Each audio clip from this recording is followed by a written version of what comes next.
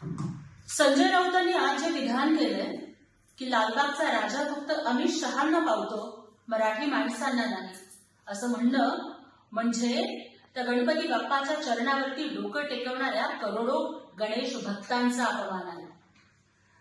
जर खुद्द उबाठा होता लालबागच्या राजाच्या चरणी नतमस्तक, जर खुद्द उबाठा होता लालबागच्या राजाच्या चरणी नतमस्तक, तर मग बाप्पाचाच का अपमान करतायत हे विकृत बुद्धीचे राऊत सारखे हसत. हा जर लालबागचा राजा फक्त अमित शहांनाच पावतो, तर मग संजय राऊतनं हिंदू धर्म, हिंदू देव काय चावतो? अरे तुमचे मालक, तुमचा नेता हा हिरव्या सापांच्या सोबत धावतो, पण हिंदू हृदय सम्राट बाळासाहेब ठाकरेंच्या विचारांना वाटाण्याच्या अक्षता का लावतो?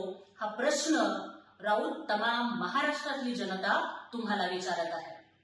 राऊत, अहो कोट्यावधी गणेश भक्ताच्या बाप्पाच्या चरणी नतमस्तक होत आहे, त्यांच्यावरती विकृत बुद्धीनं टीका करणं महाराष्ट्र तुम्हाला माफ करणार नाही आणि बाप्पा तुम्हाला तुमची जागा दाखवून देतील.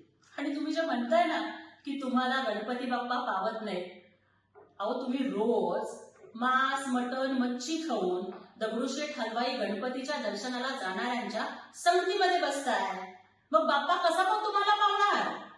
हे बघा, आम्ही सुद्धा मांसाहार करतो, पण आमचा धर्म, आमची संस्कृती आम्हाला एवढं तरी शिकवते की मटण खाऊन देवळात जाऊ नये. मटण खाऊन देवळात जाणाऱ्यांच्या संगतीला बसल्यामुळं कदाचित असं होत असेल. राऊत, तुमची संगत बदलली, त्यामुळं तुमची पंगत बदलली, बाप्पाच्या भक्तीची रंगत तुम्हाला कशी कळणार?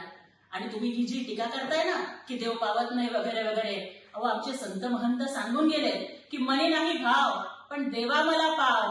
देव अशानं पावायचा नाही रे, देव बाजारचा भाजीपाला नाही रे, हे तुम्ही लक्षात ठेवा. आणि आज राऊतनी जी काही भविष्यवाणी केली आहे ना की येणाऱ्या स्थानिक स्वराज्य संस्थांच्या निवडणुकीत उभाठा जिंकणार, मला तर हसू येते.